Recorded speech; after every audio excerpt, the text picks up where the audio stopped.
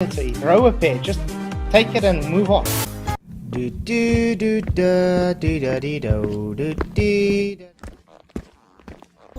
Yo, Fluffs, what's up? It's good to see you guys. Thank you all for coming. I'm glad you could make it. Vicky, good to see you. Do you have PJ Cruikshank? Oh, good. That's still fine. Jesus still loves us. Hey, man.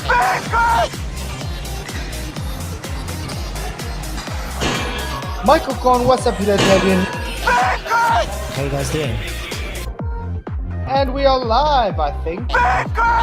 Yo, Fluffs, what's up? It's good to see you all. Tonight's going to be a very triggersome stream for some people. We've already been having some triggered numpties like Sean Hawkins coming in. You know, Flatsoy, both you and Dave are just Get out of my pocket! you are too much of a coward.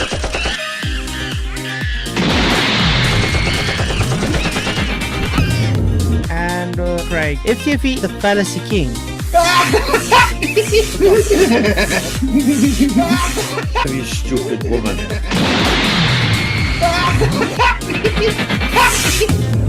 That's gonna be an interesting one tonight. Yo, Fluffs, what's up? Good to see you all. Thank you all for coming. I'm glad you could make it. We have Dave and PJ Cruikshank on the elements, and Restream. How you guys doing? Oh, good. Oh, good. Fantastic, man. That's That good. always- It's good, yeah. That intro always makes me smile now. Yeah. It's good, isn't it? It's brilliant, man. You mean? I don't know how he does it. It's good to see everybody here. Just gonna say hi to everyone in the YouTube land quickly. Jeff, Conkel, thank you for coming, man. Toshiro, what's up, man? Glad to have you in. PJ, Miss Mod, Queen Bee, Vicky, it's always good to see you. Thank you for coming. Appreciate you very much. Angela, baby, what's up? Good to see you, Angela. It's good to see you. Thank you for coming. Brian from Brian Stavely, glad to have you in, man. Always good to see you. And Spuddy Taylor in the house too. Glad you can make it. Jeff Gassett also just popped in. And Don Logan. Woohoo! Good to have you guys in. Thank you all for coming. And one mind, one spirit. You guys rock. Please don't forget to hit the likes, share the show. Really, really does help to get the show out to a wider audience. So, we are going to be carrying on that video from that Scottish Reich Mason Christian guy. Oh, aye. What's up, Trust it. Saddlebum and TV? What's up? Trust me, trust the Masonic lodges and all that to start up in Scotland. I mean, nothing to be proud of. But before we start, though, news on Mayor, that guy, that bishop that got stabbed. What? How do you spell his name? Mia. He is in critical condition at the moment. Uh-huh. Marmari Emmanuel. I usually watch a lot of his stuff. He preaches very good. He's a bishop there in Australia. And anyway, 2 weeks ago he got 2 weeks ago he got a death threat. And he just shrugged it off, you know what I mean? It's like, just take it, whatever happens, God's in control and all that. And while yesterday a Islamic guy just jumped up and attacked him with a knife, started stabbing him. He ended up stabbing, I think, 3 people or whatever. And screaming Allah Akbar while he was doing it. But you know what's the sad thing about it? The media is trying to brush it off as not being an Islamic hate attack. Okay.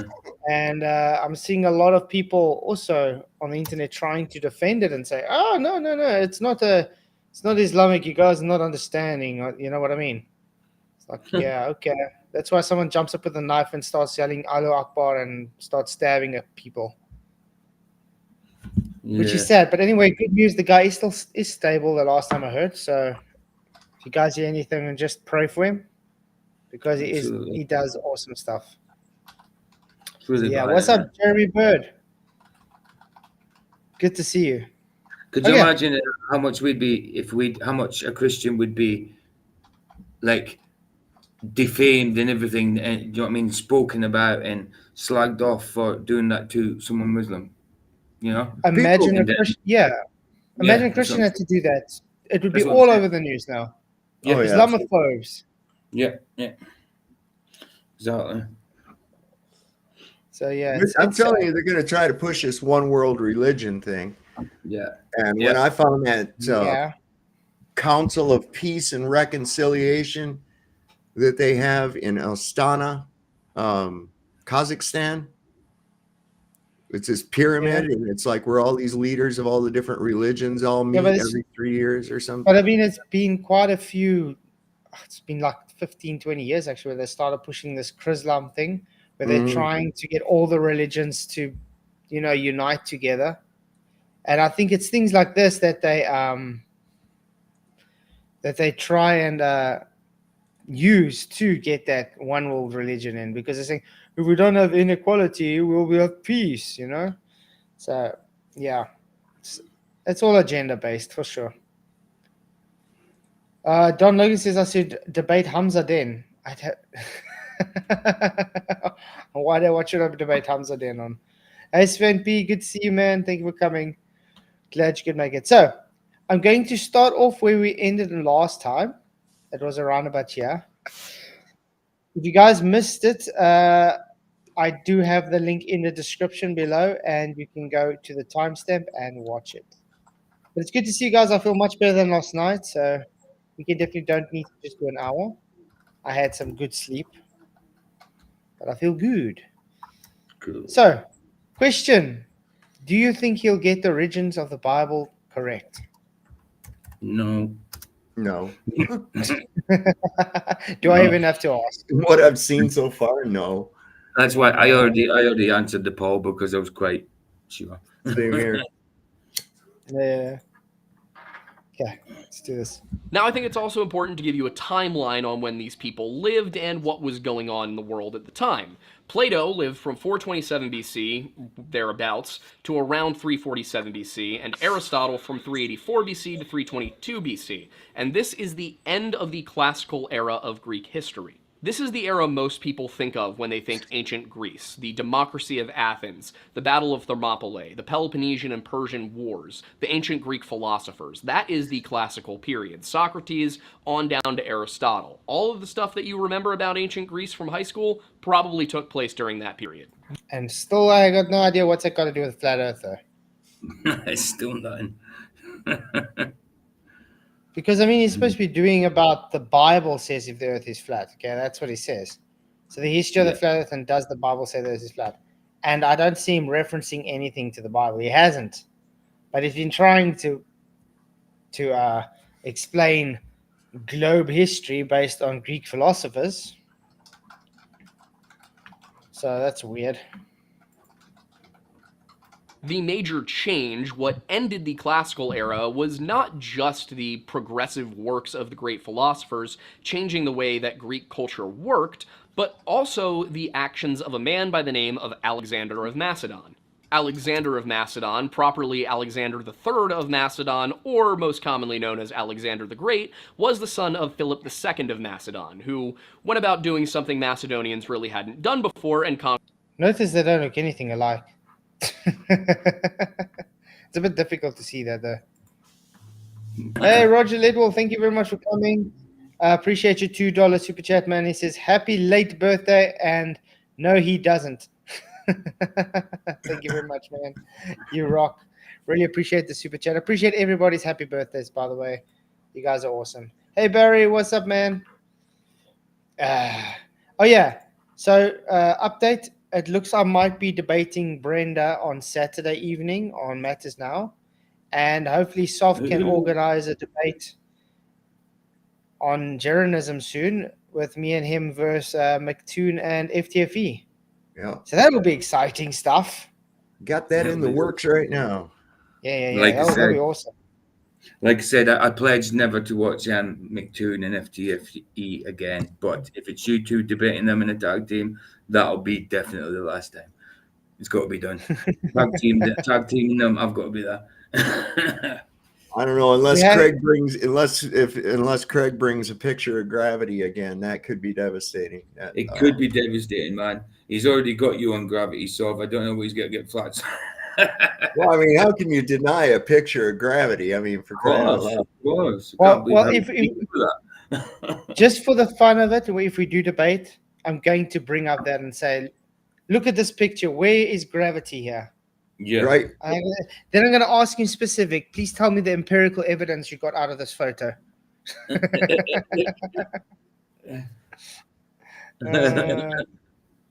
it's going to be fun. Because they're probably going to do the same spiel they always do. Conquering Greece.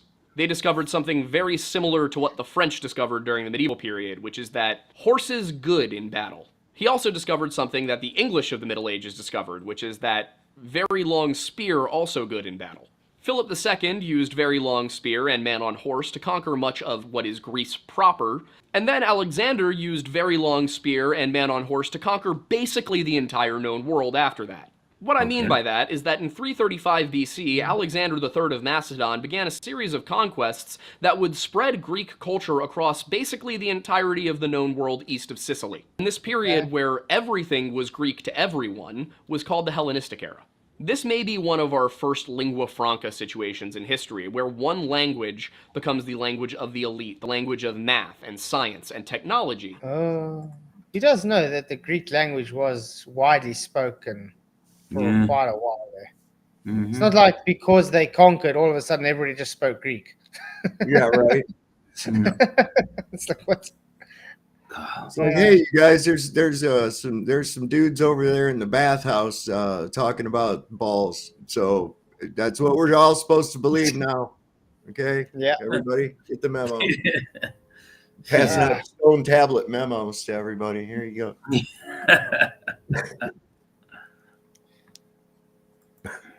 And at that time, it was Koine Greek. What this did for the sciences was create an unprecedented opportunity for the sharing of knowledge across cultural and national boundaries.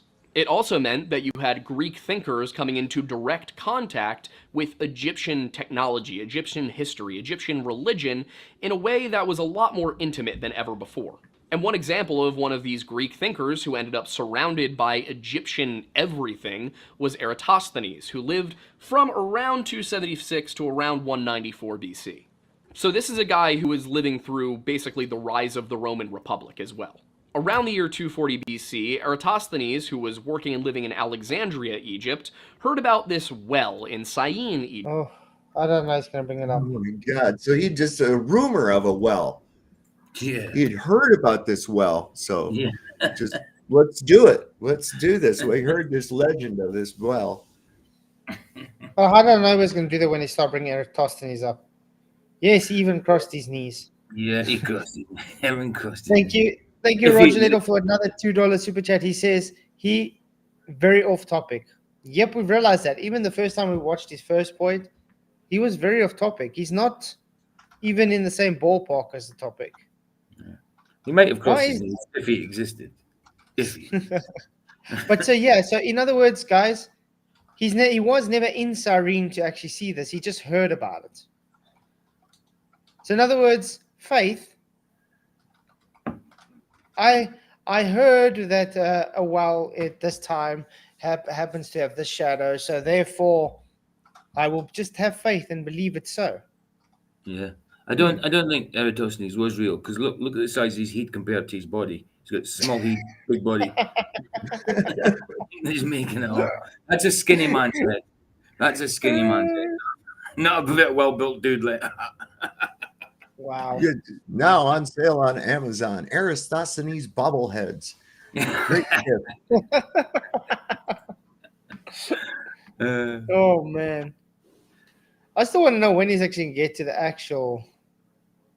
Okay, because it shows this is the history of the flat Earth. He hasn't once spoken about the history of flat Earth yet. No. He's done his introduction. Next is be the modern flat Earth theory, and then the biblical arguments eventually, and the flat Earth in 20th century. It's going to be interesting, but quite a long time he hasn't even shown anything about the history of flat Earth yet. So I'm confused. Egypt, which was about 5,000 stadia away. And what he had heard about this well is that during a particular time of the year, at noon, the sun would shine directly straight down into the well. There would be no shadow to the sides. You could see clear to the bottom because the sun was directly overhead. And using that information, he conducted an experiment where, by measuring a shadow in Alexandria, at the same time he knew that... Experiment? Yeah. Experiment. I think that people take it too loosely with the term these days, experiment. As soon as you say experiment, then all of a sudden, it's scientific. Mhm. No, there's nothing scientific about that at all.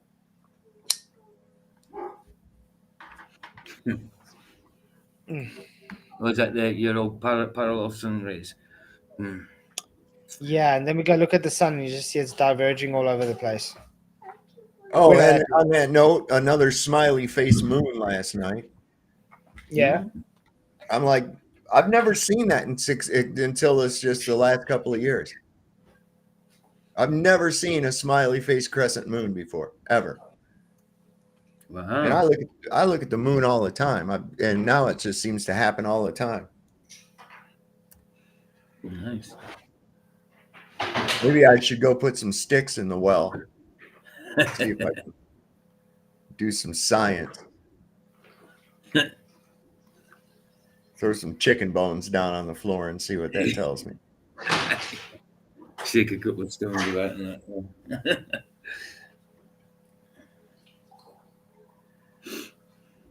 Oh no, what is this? A guy, Justin Robert, says 1 year ago I asked astronaut Anna Fisher about the purpose of wires and harnesses seen on the International Space Station and if she ever thought the public would ever find out about spacewalks were filmed underwater. He's got a film clip of it. Gonna have to download that. A sleeping warrior. Wasn't Eratosthenes best mates with the other Greek philosopher, Gravitas and Sticky Cassius? Yeah. Hey, Cherry Popper, Stephanie, good to see you guys. Thank you for coming. Glad you can see lighting. Hello, Angela. Glad you can make it. It was his they never talk about his assistant feces that was helping him. He's grab my sticks, we shall check shadows and wells. Yeah, I just want to shout out to Angela. She bought an apron and a shirt. Oh yeah, Really do appreciate it. You are awesome. She says, can't wait to get hers. Thank you very, very much for the support of the shop. You rock. There would be no shadow in Syene, he was able to demonstrate the distance between those 2 points on a circle. The distance he gave was 242,000 stadia, which we're not sure exactly what the dimensions he was using were, because there are mentions to the ratio of Eratosthenes. And yet you guys want to claim it's accurate to a globe. Makes sense. Well, Jeremy Bird, thank you very, very much for your $20 super chat, man. Really appreciate it. It says, Shiba dog in samurai armor, waving a banner saying, number one. What? Super sticker. It's a super sticker. Is it super sticker? Oh, because I can't see it. That's all it said to me. Wait, let me. Yeah, because it's a super sticker. It's not a super chat. It's a super sticker. I think. Let me go on YouTube. Yeah. Super stickers. You don't write anything on. You just get a That set. doesn't show. Oh, there we go. Thank you very, very much. I really appreciate it, Jeremy Bird. You rock for the super sticker. Sorry, I can't see that it's a super sticker on Restream. Oh yeah, of course. Really appreciate the support. You are awesome, man. It's a little dude waving a number one flag. Yeah. It's a Shiba dog in samurai armor waving a banner saying number one. To be exact, that's what it tells me. Yeah. But thank you very much. 42 people watching, guys. Please hit the likes, share the show. Really, really does help to grow the channel. So we think his stadia may have been slightly different from what we tend to think of. Stadia ranged, because basically up until the metric system existed, there weren't really standard units of measurement. The imperial system wasn't even perfect. Like, the imperial system is very standard now, but it was not 300 years ago. Great. So how do you know it was accurate then? How do you know what he did was accurate then? Yeah. No, that's what I'm saying. There's a lot of faith involved. Yeah, Roger Ledwell for another $5 super chat, man. Really, really appreciate this. Maybe the reason you saw the sun was right over the well. Makes sense. Thank you very much, man. You are awesome. Really appreciate it. So therefore, close local sun, not far gigantic sun that looks small with divergent rays that they try to say is parallel, and that's burning gas with a fusion inside a vacuum that violates the second law of thermodynamics. And yeah, the list can go on. But thank you very much for the super chat, man. You rock.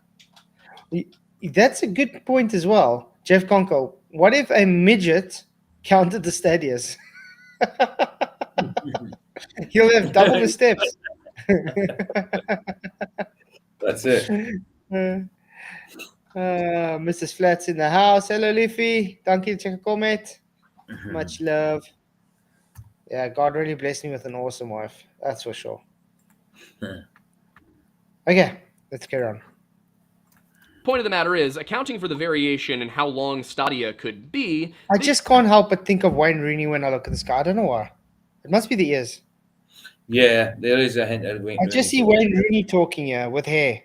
Yeah, he's got the same kind of colouring. You know what I mean? His beard and that. Yeah.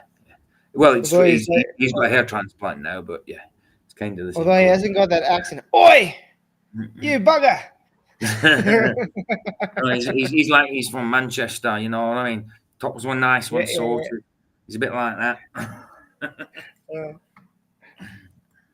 He determined that his measurement equaled somewhere between 24 and 29,000 miles, which basically means he was spot on.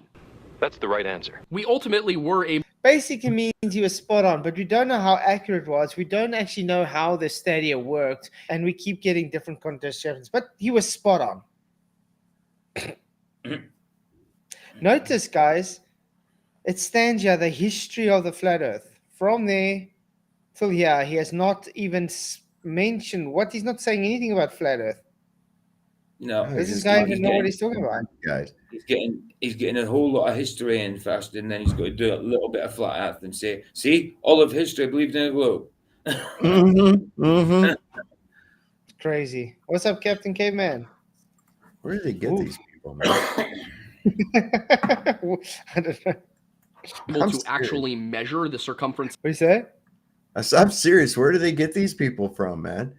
You know, there's a lot of production involved in this whole thing. It's segmented out down here in the timeline of it into chapters, and he's got all these books behind him. He's obviously working for the perception aspect of it, because that's to give you the impression that he's a well-read individual. That's why they do that on news programs and stuff. They talk to some professor, and they've always got a globe and some books behind him, and makes him look all official. So there's a lot of production value gone into that, and it looks like all this is to push a globe. Well, he has a Mason Bible, so well, aren't he? Yeah, you're right. He is a Scouser. He's not. He only played for Manchester United. And exactly. they're close enough, but the accents are different. Over on an arcade. Come on, an arcade. That's a bit better than. Yeah. It's quite a how can I put it? Aggressive kind of language. Yeah. It talks kind of fast. Yeah. Scousers, I've got. Scousers are like the English version of Glaswegians in Scotland, I think. Yeah. Same comparison. Of the Earth, and it turns out it's 24,901 miles. So Eratosthenes could have been completely correct. He could have actually been spot on, but either way, he was definitely in the neighborhood, far more than you would expect somebody to be. Unfortunately, the exact method by which Eratosthenes did this has been lost, and much of what we know about it comes from a simplified version produced by Cleomedes. Sorry for looking at the notes, but I couldn't remember how to pronounce the name off my... I couldn't remember if there was an N. His version survived, and it suggests that the method involved measuring shadows in different locations. Good God. Oh, there's a little cardboard thing. Look, if I bend it. Carl Sagan. Carl Sagan is not a person I would trust with information, to be honest. We used to watch his Cosmos. We'd sit there getting stoned watching Cosmos. He's like, There's billions and billions of tiny little particles that make up the stuff of life, and these billions and billions of light years, and it's just like everything was billions and billions of shit, like, oh God, man. Yeah. Yeah. But I mean, Carl Sagan was more just talking about. He's like the Bill Nye of today. You know what I mean? He's like the Neil deGrasse Tyson of today, and Brian Coxon. What's it? Angela Baby Carson called him Neil the grass-fed bison.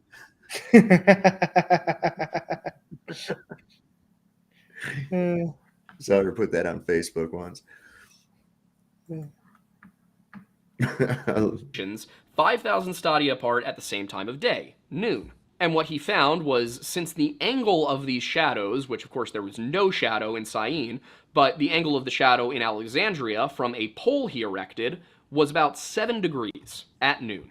Since 7 degrees is approximately 1/51st of a circle, he just did 5,000 stadia times 51. And where's refraction? Where's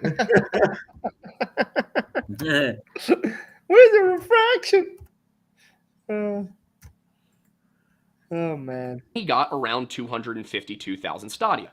Technically, I think that adds up to 255,000 stadia, but there's also some stuff to do with the way that numbers worked and the fact that 252,000 is divisible by every number between 1 and 10, so that may be why he chose to work with 252,000, because it was just a simpler number to divide and multiply with. Well, maybe the guy never existed and they made shit up. Yeah, probably. Could just be that. I'll go with that. Yeah. No, they weren't going to space. They didn't need to be guy. super exact. They just had to have a general idea of how far they needed to travel and what kind of supplies they needed to bring. This was important because the reasoning of Aristotle for why the Earth was a sphere, combined with the mathematical proof of the circumference created by Eratosthenes, gave the world a new way, or at the very least cemented a developing way of looking at everything. Rather than this being a flat disk of unknown scale, it was a sphere of known proportion. And as I said a few minutes ago, this was during the ascendancy of the Roman Republic. So as Rome just sort of absorbed the Hellenistic world to its east, they adopted these same beliefs about the proportions and shape of the Earth. It's also possible that the Romans came to this conclusion even earlier, considering that the Pythagorean academies that came up with this... I still want to know where the flat Earth is, yeah. I still want to know where the history of the flat Earth is. What's up, Jeff? Hey. Good to see you, man. D'Angelo, hello. Roger Ledwell with another $2 super chat. Thank you very much. He says Johnny Carson had Cole on just to make fun of him. Yeah. There was something I kind of wanted to say, because like Eratosthenes tossed his knees. He tossed his knees. He was at a time when most of the world thought the world was flat.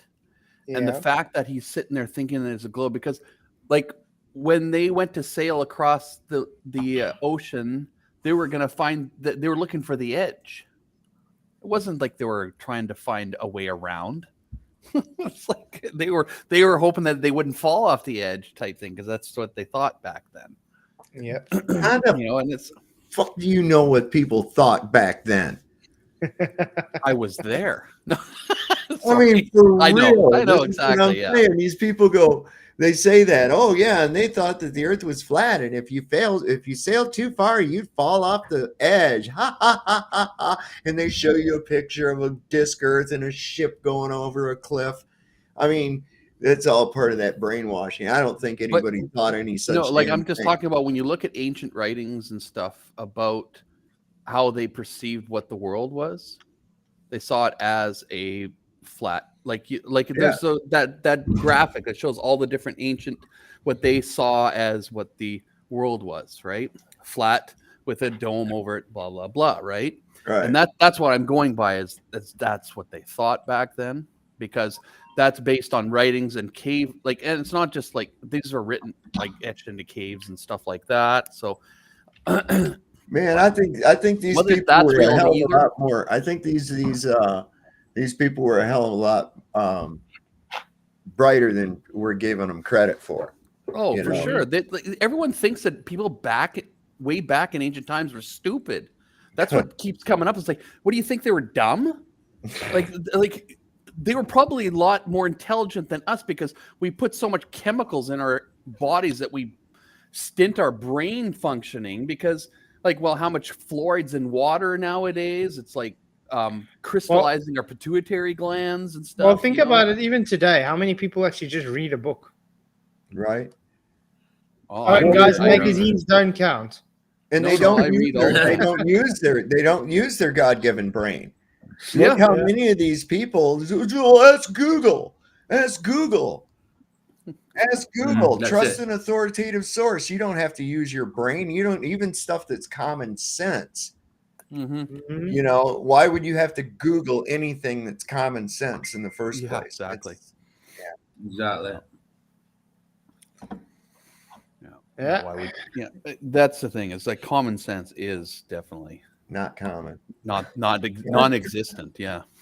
We literally are replaying Idiocracy as we play out humanity at the moment. That movie is like the place is almost spot on. it's like a documentary. It's becoming a documentary. Yeah. Yeah, the only thing that's in error is the 500 years. It didn't take that long at all. We've evolved right down to dumbness. I mean, here in the United States, if I traveled abroad, I'd be ashamed to say I was from the United States, because I would think that automatically people would think I was retarded. I'm ashamed to say I'm from China. I mean, this whole part of the, it's crazy town. It really is. It's crazy town. I can't even believe it. Half the time I see some kind of information come up, I'm like, no, come on, that's got to be a satire. That's got to be Babylon B. And I look and I'm like, no, they're really running with this, man. Wow. Yeah, they're playing with them. It's insane. Were in southern Italy. Now, of course, in 500 BC, when Pythagoras lived, Rome was a tiny kingdom up in central Italy and definitely didn't extend south. By the 3rd century, it certainly did. Free gift. Oh, nice. Okay. Yeah, nice. Go for it. Actually, Rome would go on to conquer essentially the known civilized world, and as a result, the educated people of the known civilized world, at least in Rome's sphere, fully believed the Earth was a sphere. What wasn't known and wasn't proven at the time was where the Earth... And how do you know this to say? Yeah, was you there? How does he know this? Time ago, wasn't it? Is there any documentation that the Romans were saying, oh, the Earth's a sphere? Everybody just believes the Earth is a sphere. Just because they're all of a sudden... None. Yeah, so in other words, this is making... Why would they think it was a sphere? Why would they think it's a sphere from just observation alone? You wouldn't have a blooming clue. You know what I mean? You would think it's flat. You would think the sky's moving, not yourself. You don't feel yourself rotating. They would not have a clue that it was a sphere. Yeah. Cheers, Brian. Good to see you, man. Yeah, Wednesday night. Woohoo. If you guys haven't subscribed to Brian's channel yet, do so. He's got an awesome channel. Really, really got awesome content. Good. Actually fit into the structure of the universe. At the time of people like Eratosthenes and even Aristotle, it was believed that the Earth was the center of the universe, that everything was going on around us, whether we were on a flat disk or if we were a round ball, everything was centered on the Earth. The sun, the moon, the stars, they all went in a circle around the Earth. And this concept of a universe with Earth at its center lasted a lot longer than the belief in flat Earth did. And when I say it lasted a lot longer, I mean... Sorry, it's still flat. Wow. How can you say it? So he's saying the flat Earth belief ended. Yet you literally got flat earthers sitting right here. You're playing the game. There's a huge effort to shut people up about it right now. What are you talking about? Yeah, what's he going on about? If it ran dead, then why the hell are we having this conversation right now? It's like, what? That's just idiocy. Man. Wow. Okay. Nearly 2 millennia. However, even back during the BC period, there were challenges to this paradigm. Today, everybody knows about Galileo, and most people are at least familiar with the names Copernicus and Kepler. But these were far from the first people to suggest a heliocentric model, or a belief that the sun, in fact, was at the center of, at the very least, our solar system, if not the universe. Much as with Plato and the spherical Earth, it seems very possible that Pythagorean scholars were the first to suggest a model of the universe where Earth was not at the center. The first individual, so far as we are aware, to posit a heliocentric model of the universe was Aristarchus of Samos, who lived during the 3rd century BC. Still has got nothing to do with the flat Earth. So, yeah. Oh, I'm sorry. I just got a message from Jaron. He says, what time works for Flatzoid? I know he has a weird schedule being from South Africa, which you're 6 hours, right? So it's what, 9:30? It's 9:30 there now? Yeah, it's 9:30 now. 9:30 there? It's past 9 at the moment, yeah. So what's usually good time for you then? About this time? It doesn't actually matter. Anything from now till about 12 o'clock, I'd say is fine. Okay, so 12 o'clock your time, would that work? 6 o'clock here? 100%. Okay. How does Thursday the 25th sound? Okay, I can't do that time on a week though. It'll have to be on a. If you're doing the week, then yeah, I'd say 10 o'clock. Okay, so want it on a weekend, right? Yeah, if we can do it in the week, 10 o'clock's fine by me. But in the weekend, yeah, then I don't mind the time. All right. Carry on. I'll get this. Just makes it a bit difficult because I got other stuff and I got children, I got work and. Miss Queenbee, thank you. Yeah, 44 watching, guys. Why only 25 likes? What's going on? Can you guys hit the likes, please? I'm sure it's not going to take anything out of it just to hit the likes. It really does help the show to grow. Really would appreciate it. Thank you very much. Call for Zero. They have so much about 120 BC, not so much about 400 AD or 1600 AD. Yep. Yeah. That's because they lost all the telemetry data. Hey, Rosa also says, anyone watch the vid by Mi'kmaq, Jesuits erasing flat Earth? Yeah, they're trying. Yep. Have you seen the uptick of flat Earth on TikTok? It's just insane right now. Pushing everywhere now. There's a lot of I'm actually trying to, guys, please do subscribe to my TikTok channel. I have opened a TikTok channel.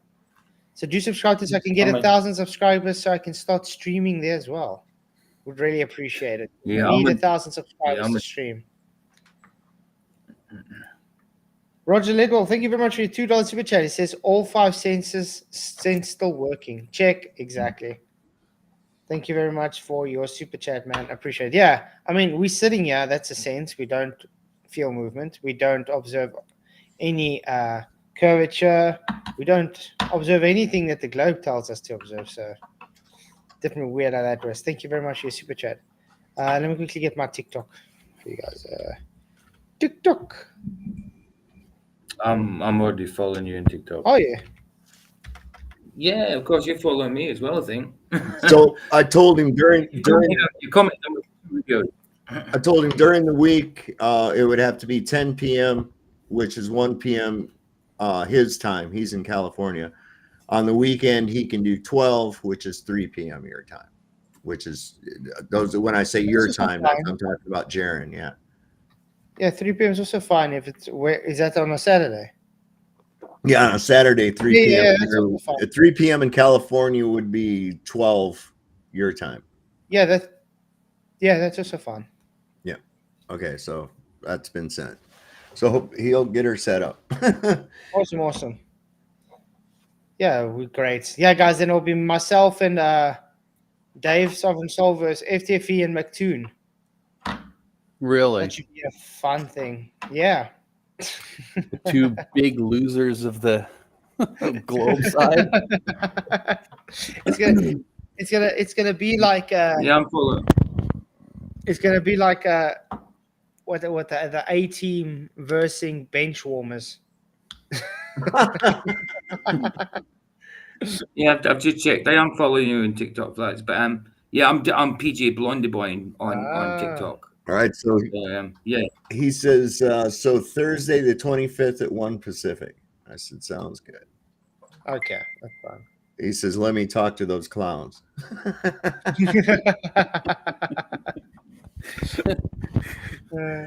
Oh, be yeah, great. that'd be epic. Yeah, guys, stay tuned for that. We'll keep guys up to date with that debate. And then You are following me as well. yeah. And then it seems Saturday I'm going to be debating Brenda.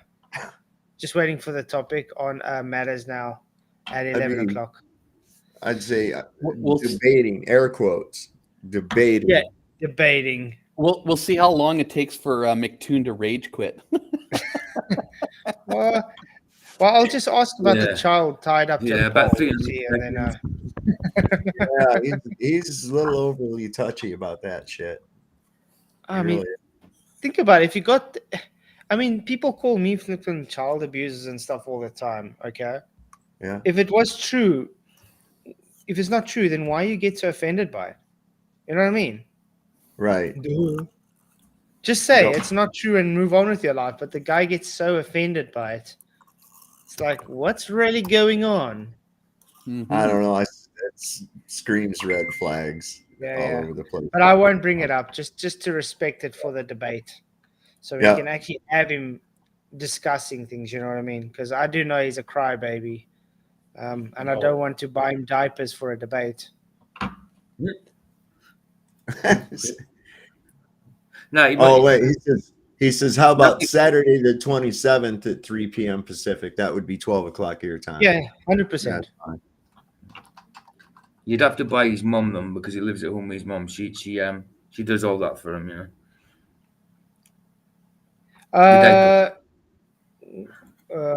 Saturday the 20. Let me see. Where's my? Oh, you're right, Ryan. Didn't see his name. Open my. Yeah, Ryan's. Yeah, he's just very quiet. Yeah. I'm just being quiet because I'm still making my wife lunch. Sorry. You said the 23rd.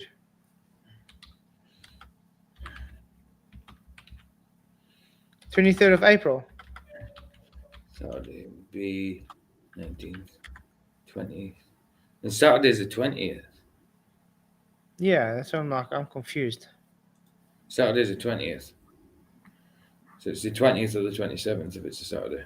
I think he said the 27th. Yeah, 27th. Yeah, 27th. Okay, so that's next weekend. Yeah. Okay, perfect. Okay. Yeah, he says, because he said, how's Saturday the 27th, 3 p.m. Pacific, which of course would be 12 o'clock your time. And I said, that's fine. He says, Kay, Thursday doesn't work for Toon, sacrificing children, I believe.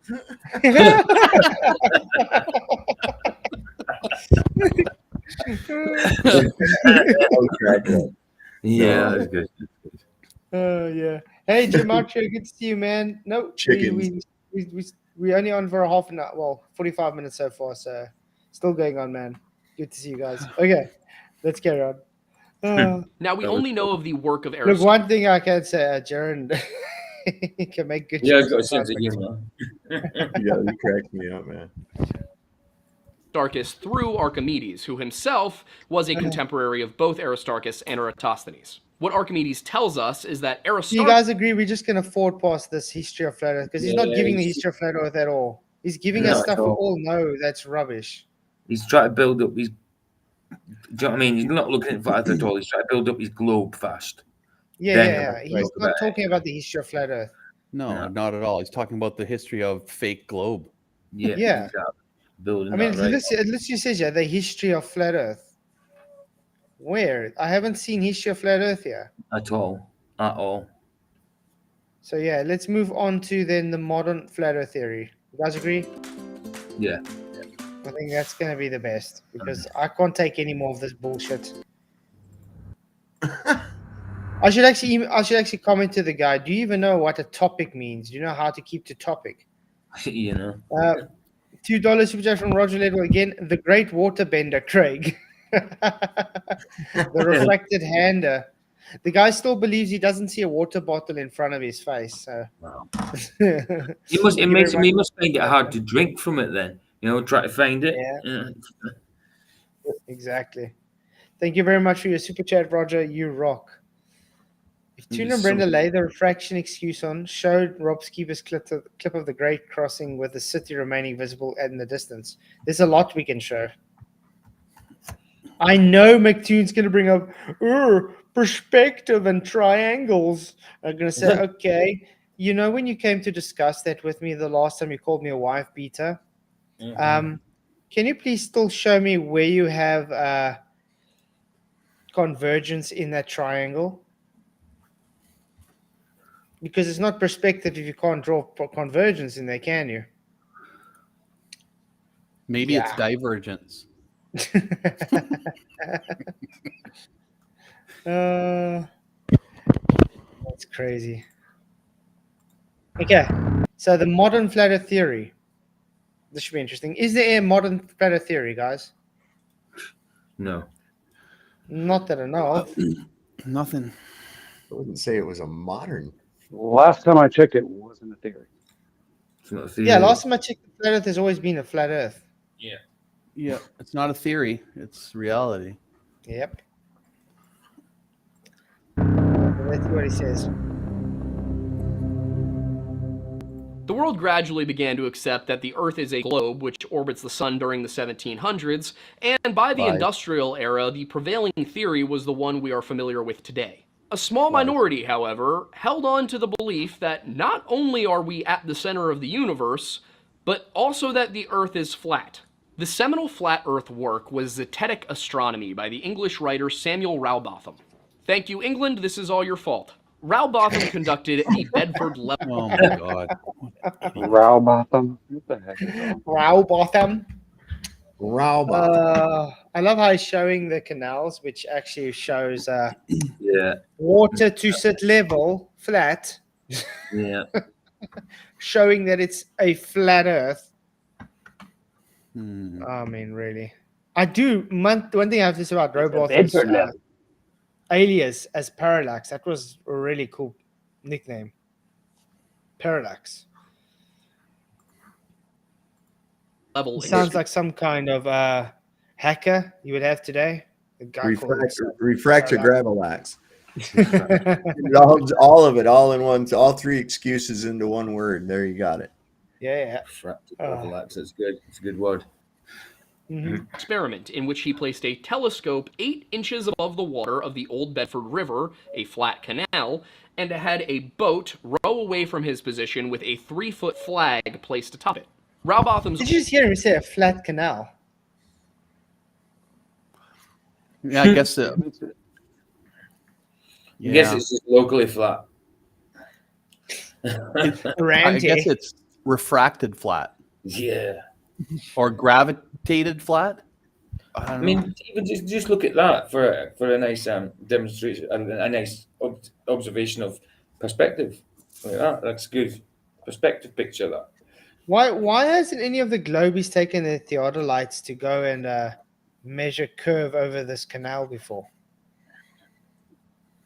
That's odd, don't you think? Maybe we should.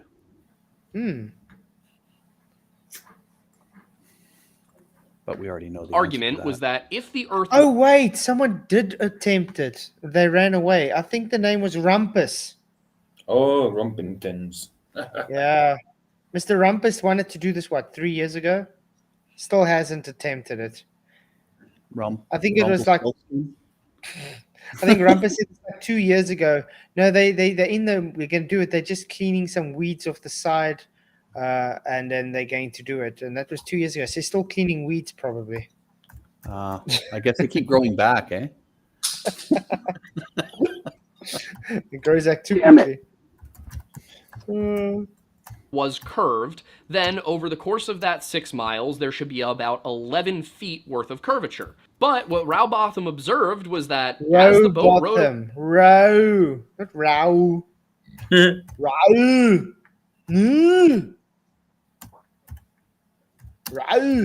It's a Rowbotham. Rowbotham would have been R-A-U-G-H. Yeah. Not It's R-O-W. like row. It's row like, your boat. Ding, ding. It's almost like he's trying to sound like Arnold. Row. Get out! He's trying to sound like Arnold. No. Papa.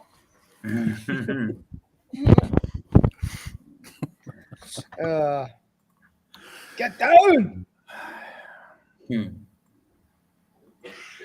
Away from him the whole 6 miles, he never lost sight of the flag. Ooh. Therefore, the Earth must be flat.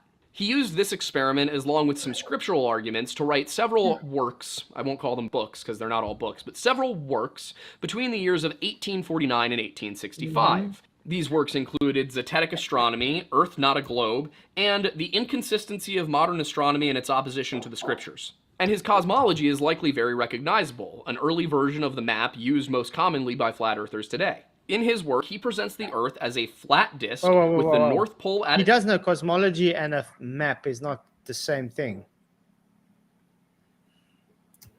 Who are flat earthers today? I've never heard of them. But he's saying cosmology and a map is the same thing. That's not the same. We don't live on a map, but the cosmology is explained as a stationary topographical plane enclosed in a contained system. That doesn't make a map. A map is just there to try and describe 2 dimensions. The distances? Well, we don't really have a distance map to be for sure, but yeah, if the water did curve, the dishonest anti-flirt earthers will have the burden to measure it. Exactly. Well, and it's a mixture we've got a mixture of both calculated and measured distances. You know, so what kind of a problem is that going to be? You know, I mean, I can only imagine if you used estimates and actual measurements in any kind of a construction project, how that would work out for you. Yeah. Well, Interesting. Center and an ice wall surrounding the outer edges, with the sun, moon, and stars only a few thousand miles overhead. If I remember correctly, because I neglected to write it down, he said the sun and moon were 3,000 miles overhead, and the stars were 3,100 miles overhead. Yeah, that's what he said. Doesn't mean the rest of us agree with him, though. Because that is also just begging the question that the sun and the moon are physical objects at a physical distance. yeah. So, and that's the unfortunate reason why we get strawman, you know, with like McToon or Dave McKeegan and things, because they take this and they say, you see, because he says 3,000, so then that means that's how it should be. No, that doesn't necessarily mean that's how it should be. He is stocking and fed watches. What?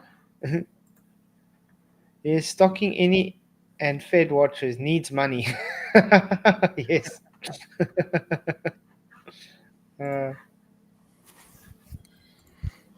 Right. At this point, you may be wondering, well, is it possible that Rowbotham was a con man, that he was saying all of this to publish books to the feeble-minded or something like that? But I must tell you, Rowbotham was a man of impeccable character. This is a man who chose to go out of his way and provide charity by taking in a 15-year-old girl as his wife. I mean, this is a man who responded to the question. So attacking the guy's character now. Right. Trying to muddy the Einstein water. married his cousin. Who cares? Do you know does he know in that time and age, 15-year-olds were seen as women? Yeah. They were literally getting married at that age. Women were getting married at 12 years old at that age, time and day. So what's his issue now? Yeah. So it doesn't So matter. he's trying to paint him as some kind of Sounds like you got a personal issue. yeah. It doesn't matter if you're a necrophiliac. If you're right, it's not nice to be a necrophiliac. Obviously, won't be one myself. But if you're right about flat Earth, you're right about flat Earth. It doesn't take away from the knowledge, does it? He also knows how to pronounce his name properly. He's such a like. I think I know what it is now. Oh, gross. But what's his wife got to do with what he knows and if he's honest or not? Exactly. He's hooked on phonics worked for me. I mean, we can do the same with this. Okay, Einstein married his cousin. Yeah. There we go. So guys, don't trust Einstein, okay? Because yeah, he was doing inbreeding. How's that? And he wore women's shoes. So I mean, Women's clothes. Yeah. yes. He does. He's a cross dresser, man. Uh-huh. Yeah. He was advanced. Alice Einstein. But when he was married to his cousin, he was actually also trying to get with his cousin's daughter. Yeah, he called him his little harem. Yeah. He who wears G-string shouldn't talk about people who. No, now I've got a picture in my head. No, man. Oh. I'm just saying, I heard somebody in here was wearing a G-string. Oh, on that note, don't. I'm kidding. It was a joke. It was a joke. The Brenda swimsuit calendars are half off. No way you bring it up. They should be free. You should be paying me. Oh, no. Yeah, All right, I Roger. just threw up in my mouth now. Muhammad It's actually thanks, married Bob. a 6-year-old and consummated the marriage at 9 years old. Who did that? Muhammad. I would have yeah, bought- yeah, yeah. I'd have bought- Aisha was still I'd have playing bought with her one dolls for- on the swing. Yeah, well, that religion also worships a rock that's supposedly fell out of the sky too. Yeah. It's insane. Just saying. I mean, Question of why do ships' holes vanish before their masts as they go over the horizon by literally running away from his own Do ships lecture? have holes? Allegedly. Allegedly. Rowbotham's suggestions, Wouldn't they sink if they had holes? his writings didn't Sorry? wouldn't a ship sink if it had a hole in it? I know he said holes, but he said holes. He made it sound like holes. It sounded like he's saying the ship has holes and you can see them. Let's put it this way, No. okay? Just because Rowbotham brought up his argument and stuff, which was a very, very valid argument, it doesn't mean he had knowledge on everything on why it was happening, what you see on the flat Earth. Today, things have progressed. The arguments have progressed. We're able to demonstrate bottom-up obstruction on flat surfaces. At those days, he was still getting into it. He didn't really get to that yet. So it's understandable that he's not going to really understand further than, look, I've shown you it had to be flat because on a globe, this is what should happen, and it didn't happen. Now they want to reverse the burden onto him and say, well, explain now what's happening if it's a flat Earth. You know what I mean? So, yeah. I would assume that Rowbotham would have been fighting against this new idea of the Earth being a ball. That's more what it was. I don't think it was really him like testing the waters. He was fighting against this new idea that the Earth was a ball, and he was like, "This isn't true." Yeah. I mean, they trying to make it out as if they weren't really flat earthers through all the years. No, there was flat earthers, people born flat earthers even in the 1900s, 1800s. I mean, you get people today that said, yeah, they've always known it's flat. They were born believing it's flat. You know what I mean? Because that's how they were taught. Yeah. But they're making it out as if no one knows about this. Like it's just a new thing all of a sudden. Bullshit. What's up? Jeff had to leave. Thanks for coming, man. Really appreciate you. Okay, let's carry on. Because I really want to didn't get really to the attract biblical that much argument. attention until 1870, when a man, a supporter of his by the name of John Hamden, put out an open wager to anyone who could prove the Earth is curved. The exact details of the wager seem to have been obscured by time, but in some way it seems that this was likely you had to use water, I guess. In any case, the British scientist Alfred Russel Wallace accepted, but he used a slightly different experiment. He took two poles and placed them so that the tops were 13 feet above the water level, 6 miles apart from one another. He then went to a nearby bridge and set up a telescope that was also at 13 feet above the water level and looked out at the two poles. And what he saw was that the pole further away from him appeared lower. Yeah, it's called Parallax. It appeared to be Literally, Rowbotham's name. Parallax. What? He said it appeared. But since they were all 13 feet exactly off the water, that would mean that they were level and it just looked curved. Hello? No, he said he lifted it.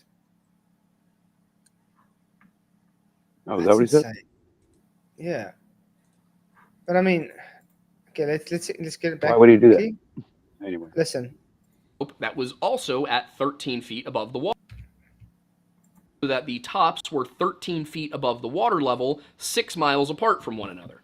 He then went to a nearby bridge. Okay, so they're all the same height, 13, just higher up. exactly. Further And set up But a they appear to telescope be that was curving down also or at whatever. 13 feet above the water level and looked out at the two poles. And what he saw was that the pole further away from him appeared lower. Since the tops of both poles were at the exact same height above a level surface, the only way that the one further away could be lower than the one nearer by is if the Earth where you're wrong. curved. No, That's called where you're wrong. parallax. It just appears to be. It just appears to be. I mean, we've explained this many times. It's just parallax. Remember when you have those people showing the water vials, and they're saying, "Oh, look, I got it level here, but the ground looks lower further away, so therefore curved Earth." And then when you take the still shot when it's like above, the Earth is higher. When it's lower, it's literally called parallax. I wonder That's what all it actual is. scientists think when they watch these guys' videos. I'd love to see that response, that reaction from an actual scientist when they laugh their asses off at it and go, "What are you guys talking about?" You know, like. It's crazy. I think. Do I still have it here? I find it hard to believe that an actual scientist, someone that actually teaches a class in a college, would actually say the things that these guys say. Do you? You guys really think that?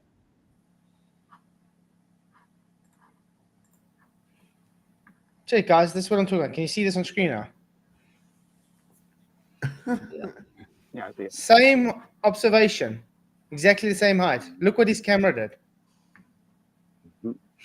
Mhm.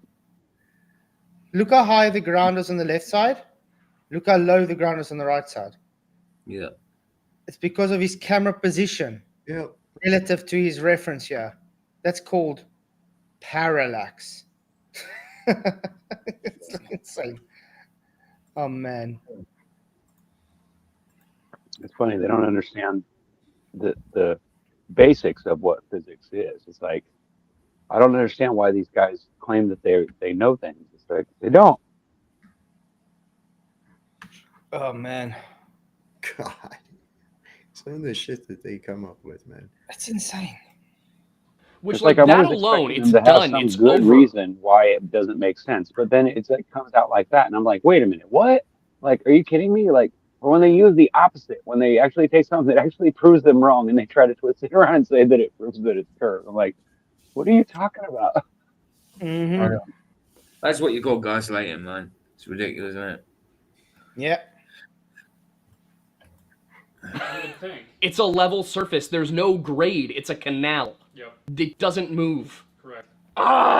Despite this complete refutation by Alfred Russel Wallace, Hamden continued to publish flat Earth materials for many years, and also sent Wallace a whole bunch of death threats. Eventually, Wallace took the death threats to the courts and said, "Hey, please commit this guy to an asylum for both his own good and my safety." Some flat earthers will probably tell you that Wallace made all of this up. The overwhelming evidence is that he didn't.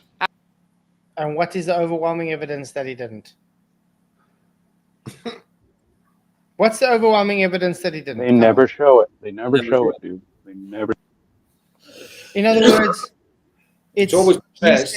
said versus he He said, said so. and you just he choose said so. based That's on- why. Yeah, but I mean, Yeah. think about it. At the end of the day, it's he said versus he said, and you don't really Mhm. have evidence on who did. It's, Well, was it's easy him for saying Wallace- what he thinks the other guy said is what it really is. Yeah, it was easy for the guy just to make the letters up himself and say, "Look, he's sending me death threats." Yeah. The evidence is always confessed but never shown. So yeah. Always confessed but never shown. Mm-hmm. But I love how this guy's trying to paint Rowbotham as this weird, ecocentric maniac that's dishonest and marries young children just because he's a flat earther. Yeah. Maybe we should go back in history and find out how old each person in history's wife was, so we can find out if they all married 14-year-olds. But the fact that he's doing this shows he doesn't really have an argument against him. He's trying to clutch at straws to discredit him. And that shows he doesn't really have an argument. Yeah, guys, we have 34 likes, but 52 people watching, 56 people watching actually on my side. So, guys, please hit the I'll likes. go like it. I'm sorry. Please, you haven't hit the likes. How dare you? I think I usually do. Like as soon as you post it up there, when I see, even if it's 4 hours or 8 hours ahead of time, I'll usually give it a like right away. Because I usually forget to go back. Allah shall smite you with your lightning bolt if he had a hand to do so. I'm sorry.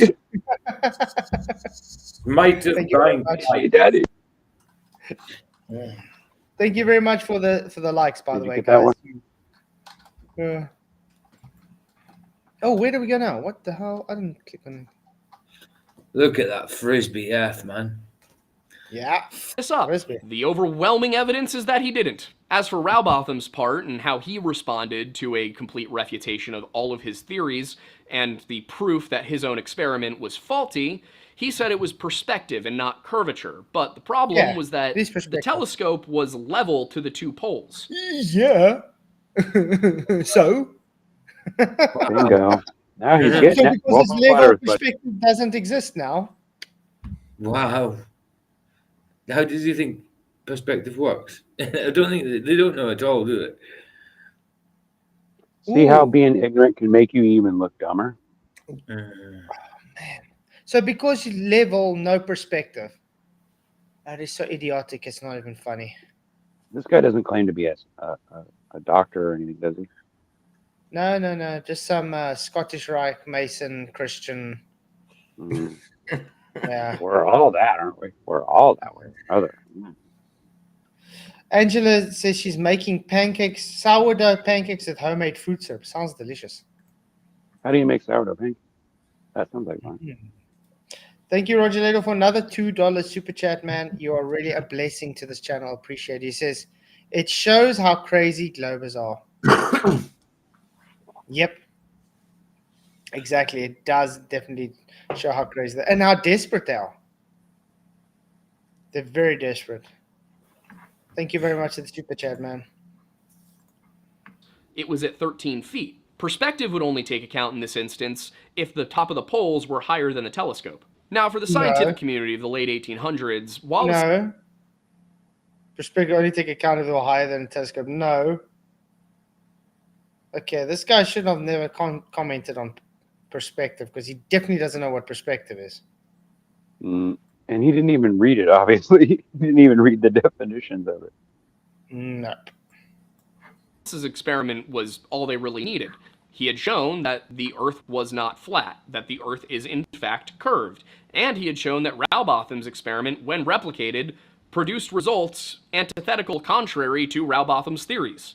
For the flat Earth community, however, this was not enough to convince them of something the Greeks had known since at least the 4th century BC. You mean 3 Greeks?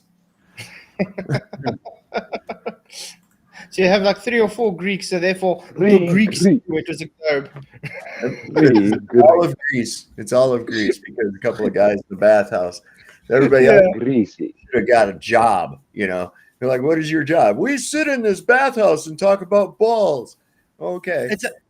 It's like having let's say you go to a university and you have a chess club and there's 10 members in the chess club and that chess club believes they got abducted by UFOs. Okay, because of the chess club, the whole university believes they got abducted by UFOs. That's the logic this guy's using. Because there were like 4 Greeks that thought there was a globe, therefore all the Greeks knew it was a globe. That's insane. And all their names end with Enes or Nez. Yeah. Like Aristophanes and Pyrenees and all these other stupid E's. Mediocrities. Retardocracy. His famous. I'm actually starting to wonder the reason that they all started believing in a globe was because they were all and they weren't brave enough to go do battle, so they sent all the flat earthers to do battles, or they stayed behind. They're all That's my new term too. I'm gonna use that. I'll read my book and you go do the battle, honey.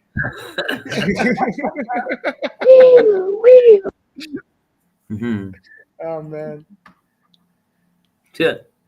So they kind of that. doubled down. In 1893, a woman by the name of Lady Elizabeth Blunt, once again, an English person, founded the Universal Zetetic. Seems he has an issue with English people. Yeah, what's his problem anyway? He does seem to have a real issue with Englishmen. Why is that?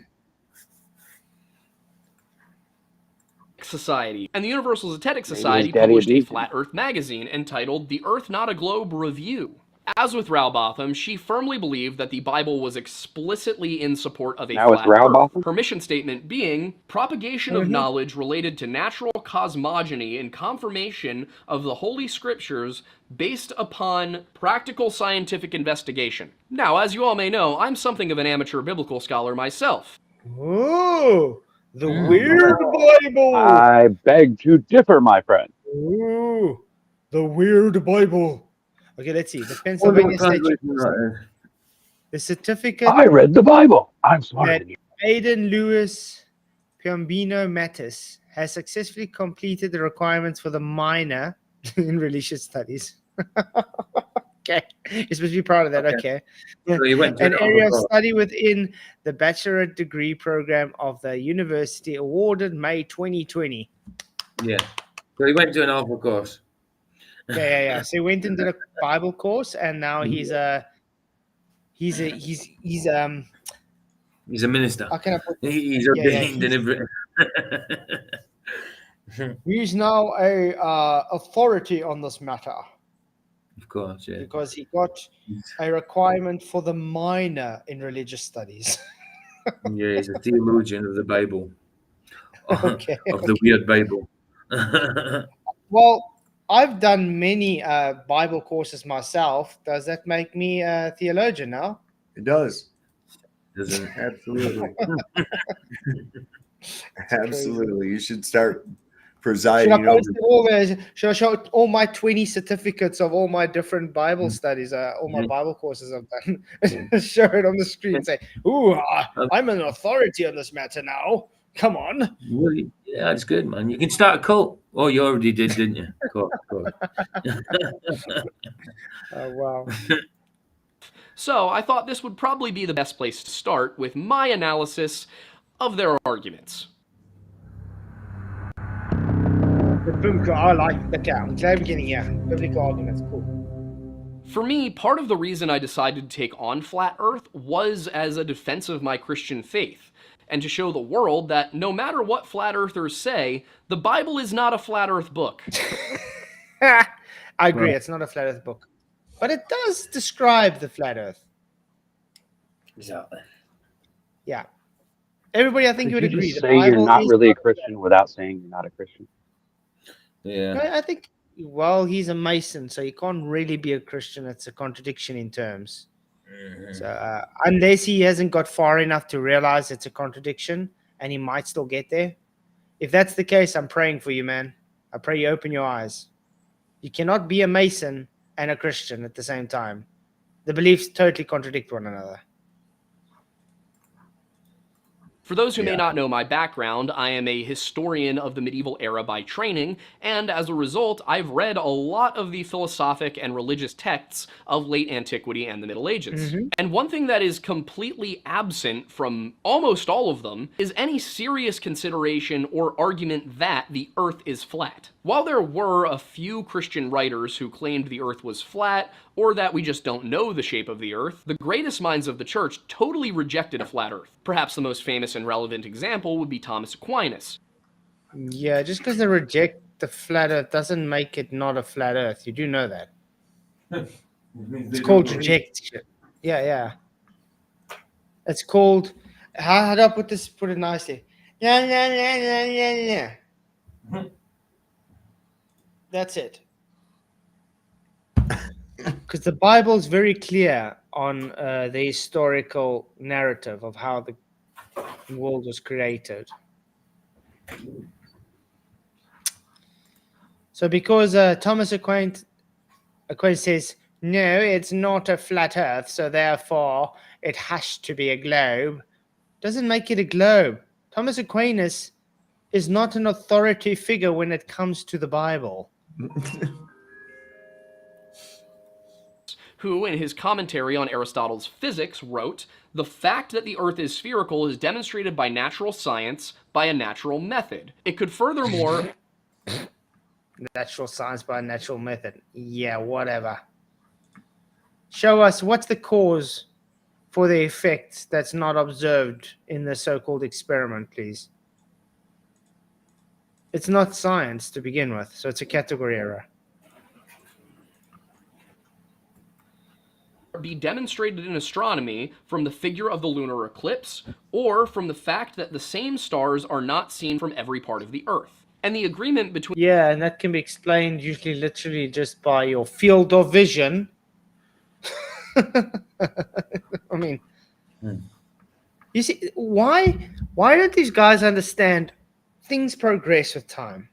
Arguments progress. Understandings of things progress with time. Okay? So just because Aquinas didn't understand how field of view works doesn't mean that he was right.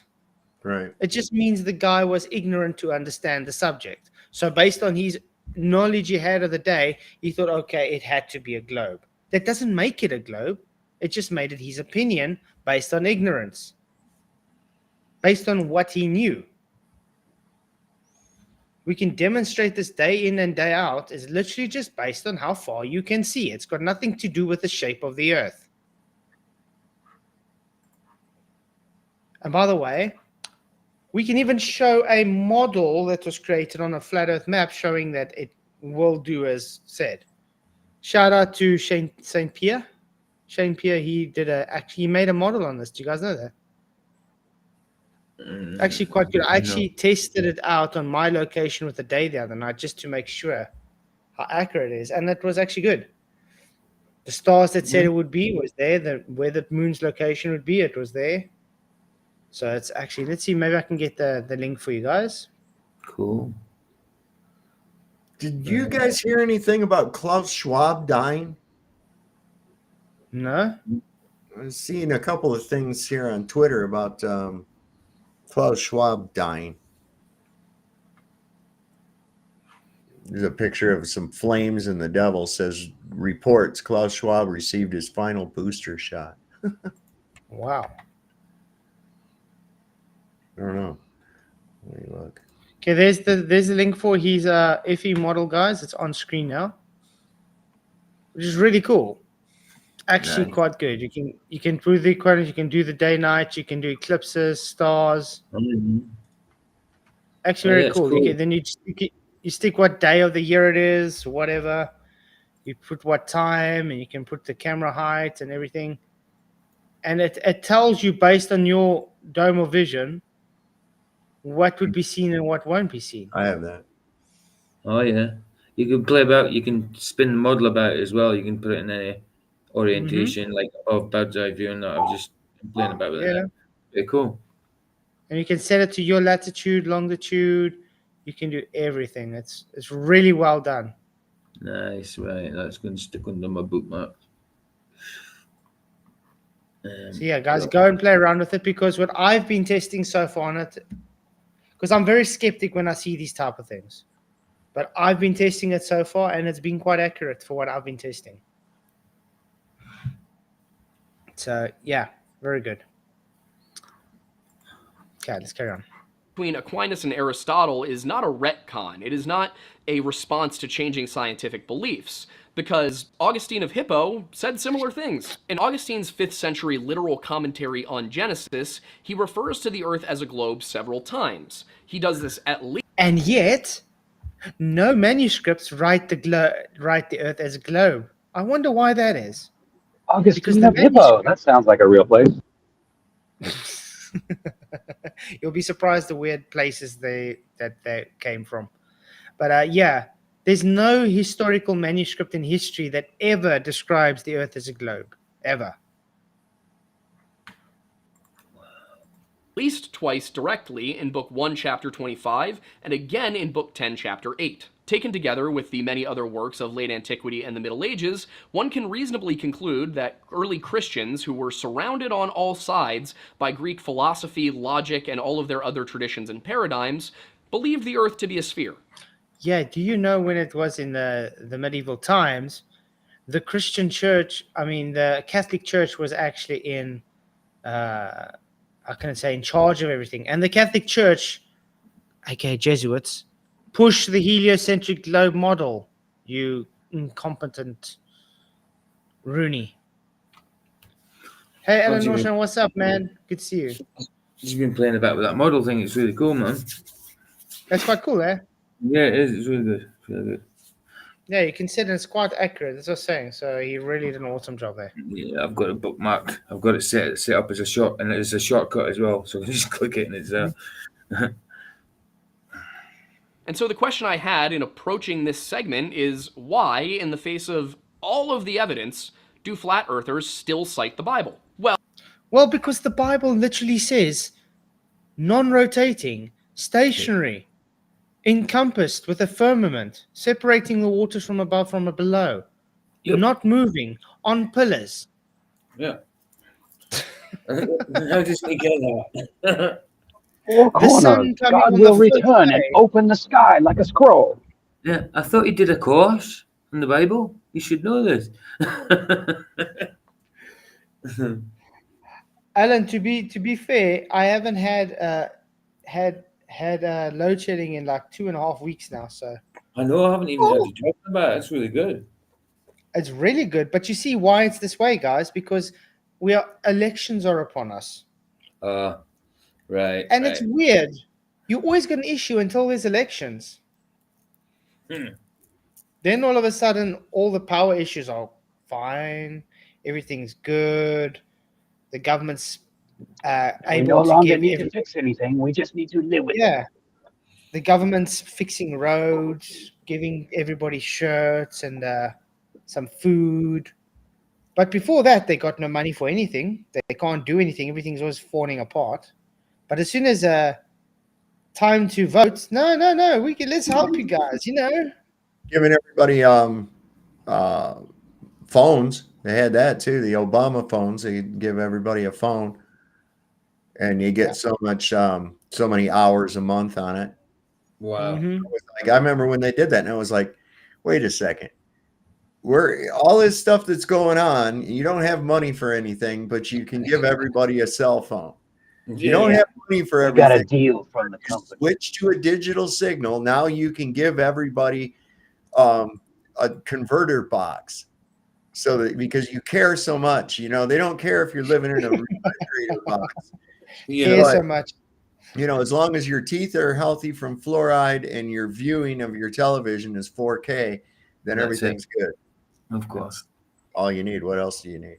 Nothing. Have you guys been noticing how much more people are walking around with that Apple Vision Pro glued to their faces? Oh, they're walking the streets with it now. I've yet to see anybody wearing it. I've seen videos of people. It's becoming like a norm thing now. Yeah. So they're not going to know how to interact with real people soon one of these days. I'm saying, walking about with them on, it's all augmented reality. You can be who you want to be. But can someone tell me what is norm? What is that? What is? Sorry? What's normal? What is normal? Oh, normal. Yeah, there's no definition. Well, who decides? Normal, but who decides what norm is? Yeah, I do, right? I decide what normal is based on my witness or my perspective, right? That's what we all do. Sometimes they clash, sometimes they, coalesce. But Well, an early example of this argument can be found in Professor Orlando Ferguson's map of the square and stationary Earth, published in 1893. Now, this map was an ad for a book he was selling for 25 cents, which he said would give you essentially all the secrets of the universe. And it said that there are 400 Bible verses which support the flat Earth and reject the globe theory. Located at the bottom of that map are a set of Bible verses.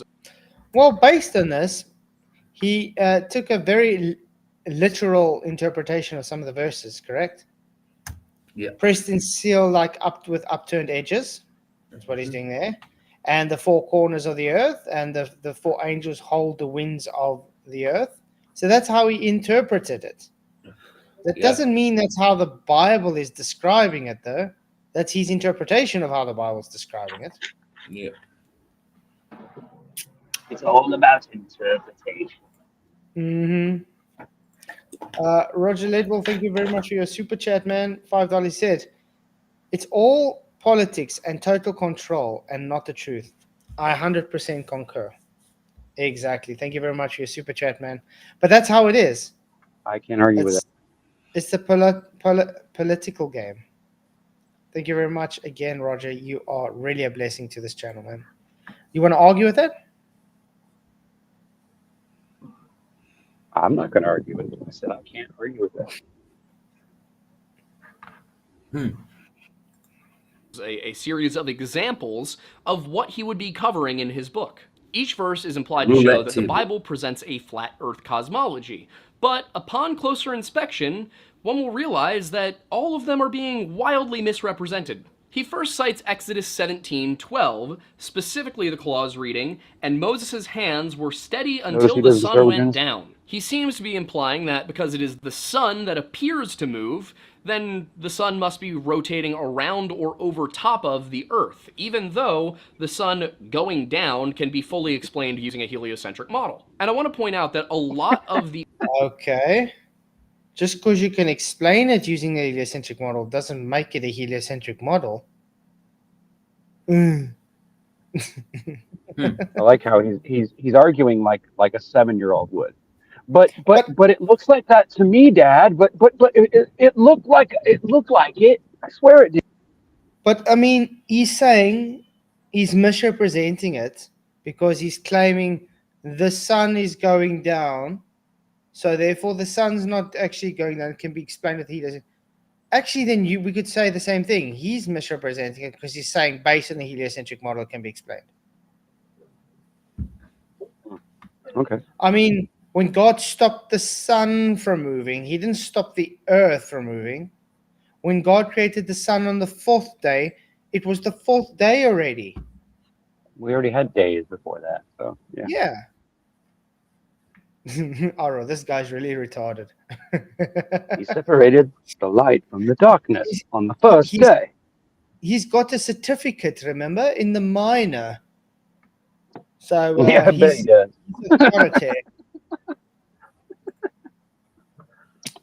The argument here from the Bible is interpreting the Bible in one direction and pretending it can't be interpreted the other way. Sure, you could interpret Exodus 17:12 as saying it was the sun that was moving, but you can also interpret Exodus 17:12 as saying that night was coming and the earth was rotating away from the sun. Because the sun's position is far away. They're the same. What? And don't you tell me they aren't. Don't you ever see they are? Don't you ever say I did? Does he realize? Do they realize how dumb they really sound? Do they? I mean, come on. Am I the only one in this room that's hearing this the same way? Are you guys hearing this the same way I am? Yeah. Unfortunately, we are. Yep. It's like how do you explain? What is there a good word for it? I can't even think of a word. I don't even know how to describe how just ignorant. That's the only word I can use is ignorant. Mm-hmm. No, I think desperate. I think we should change it to desperate. Yeah. Okay, yeah, that sounds like it fits right in there too. Yeah, definitely. Because he's definitely trying to put in heliocentric belief where there is none.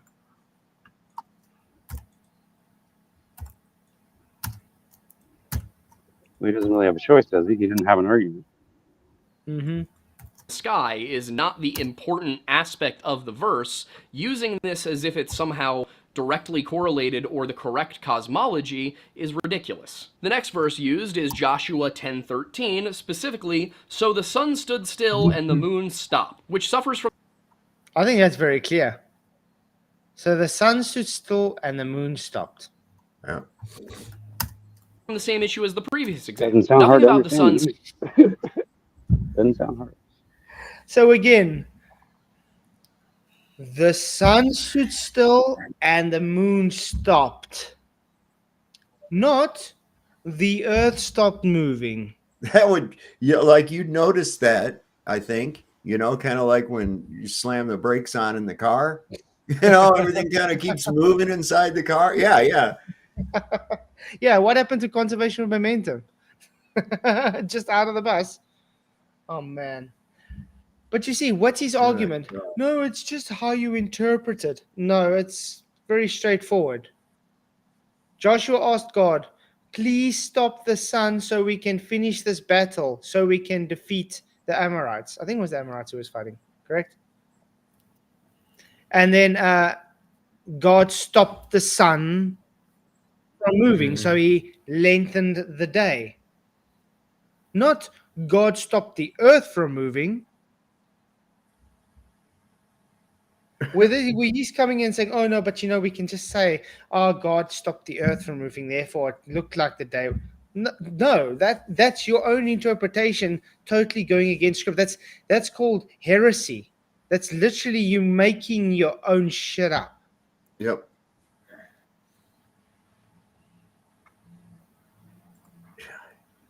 Stopping overhead in this verse implies that the earth is flat or stationary. The language is describing an event. Yes, it does say that the earth is flat and stationary because it implies the sun was the thing moving, not the earth moving. As seen from the earth, so the sun only appears to stop is a perfectly reasonable alternate explanation or interpretation of the verse. These biblical arguments only work if the interpretation given by the flat earthers is the only one which could reasonably make sense, and in these two verses, it's not. Oh, so let's build the foundation on why those two verses make sense. What happened on the fourth day in creation? The fourth day, not the first day, the fourth day, Mr. Whatever this guy's name is. Yeah. I wonder if this guy would ever come for a chat. He won't. Well, I doubt it, but it's worth a try. Then Joshua spoke to the Lord on the day when the Lord delivered the Amorites before the children of Israel. And he said to the sight of Israel, sun, stand still upon Gibeon. Joshua 10 verse 12. There we go. Did he say, earth stand still? No. I think that's quite straightforward. Sun, stand still. If he said earth stand still, the earth would have said, I am. Right. I think God would have corrected him and said, no, sorry, Joshua, it's actually the earth moving, not the sun. Or when God was literally directly talking to Moses, when he told Moses to write the cosmology down, how he created the earth, I think he would have told him straight, sorry, Moses, you're lying to your people. Actually, it's not how you describe it. It's actually a globe. So in other words, all these people fighting for this heliocentric world is calling God a liar or Moses a liar, or anybody in the Bible that literally explains it as the sun moving and not the earth is a liar. Makes so much sense. Yeah. Of course. Leaving aside the myriad issues with a literal interpretation of this verse, there's no reason that it is literal, because God literally stopped the sun from moving so they could finish the battle. So it's not a metaphor, it was literal. How can you get a metaphor out of that story? It was a literal battle that happened, a literal day. Yeah, is he saying it wasn't a literal day? Dude. Wow. I think if he had to go and rewrite his paper and they had to ask him to write in Joshua and he had to say it wasn't literal, they would fail him. Yeah. works on a flat Earth model. This is because the Earth, going by flat Earth rules, isn't actually... Why are you putting flat Earth in space, dude? Flat Earth's not in space. Mm-hmm. Gotta get that. You can't get that out of their heads. You can't. Yeah. No containment now. You know what I mean? It's just, where's the containment? You cannot get this out of their heads, man. This damn space and giant balls of gas and shit. They can't. You gotta get rid of that. It doesn't exist. That's a stop with that.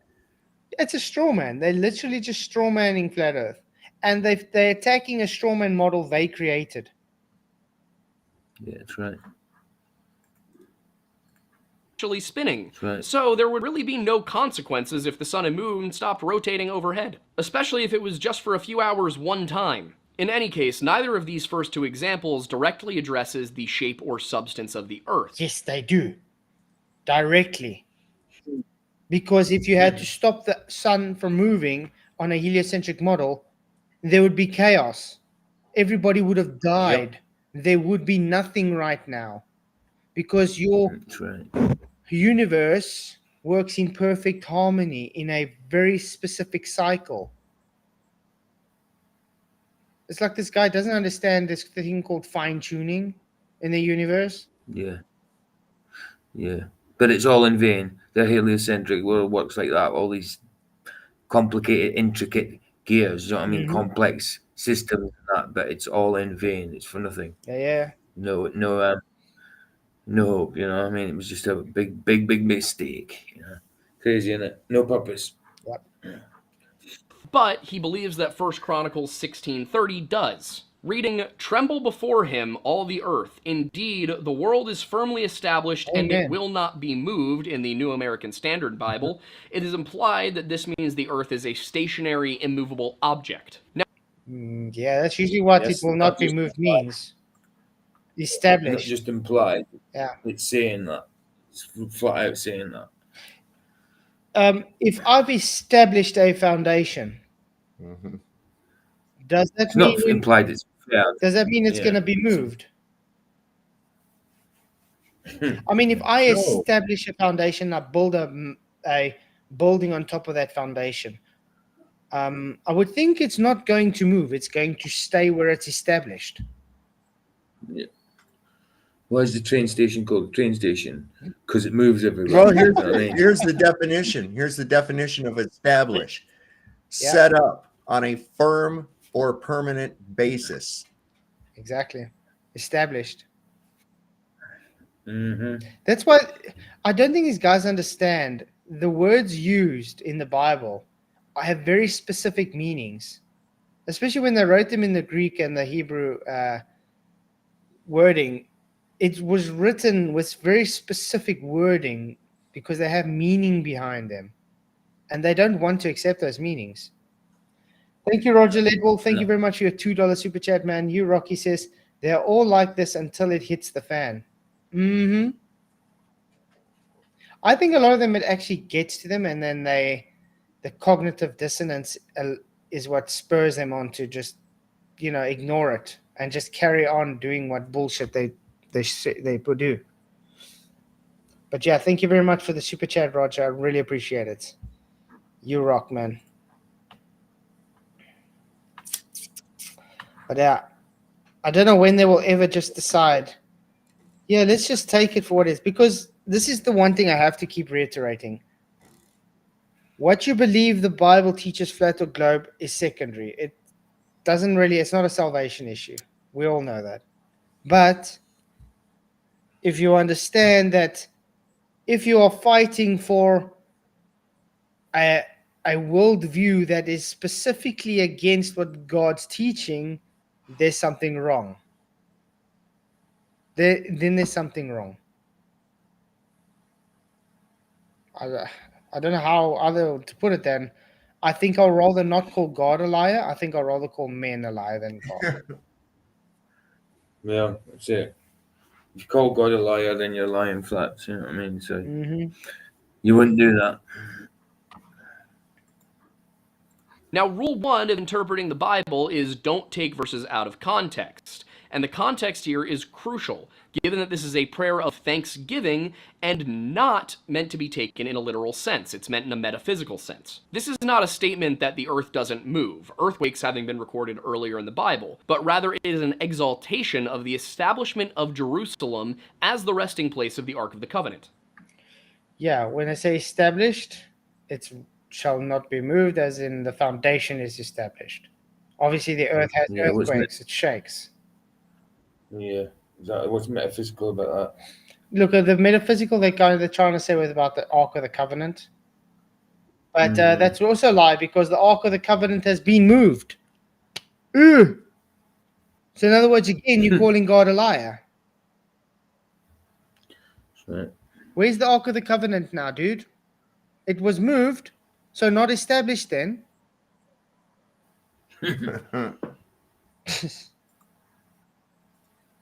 It's literally a prayer of thanks, remarking that the people of Israel will not be driven from their lands and will retain them through God's protection. Oh, and what happened to when the people lost their land? These people don't think. Oh, man. Do these people actually think before they say this stuff? No. Does he know the people, the Israelites lost their land? They only recently got it back.